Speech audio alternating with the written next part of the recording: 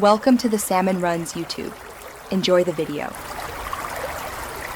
You start by ensuring batteries are fresh and the TV or device is powered on so signals register. Once done, put the remote into setup mode by holding the setup or code button until the LED stays lit. This tells the remote you are programming it. You should have either the 3 or 4-digit Magnavox codes ready, or plan to use the automatic search if you don't know the code. Make sure to face the device while you proceed. Line of sight improves programming success.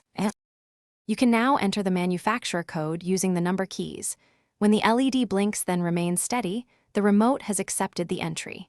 If you don't have a code, use auto search. Press the power button repeatedly while the remote cycles codes until the device turns off or reacts.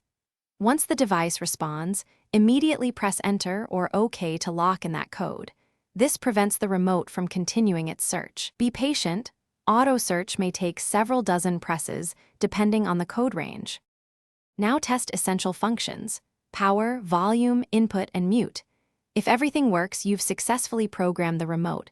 Make sure to try multiple buttons to confirm full compatibility. If some functions fail, try alternate codes for your brand or repeat the auto search. Different codes map different feature sets. If the remote becomes unresponsive, perform a factory reset to clear partial codes, replace batteries, and repeat the process. One key troubleshooting tip: when signals fail, shorten the distance and remove obstacles between remote and device. Thanks for watching. Consider subscribing if we helped you.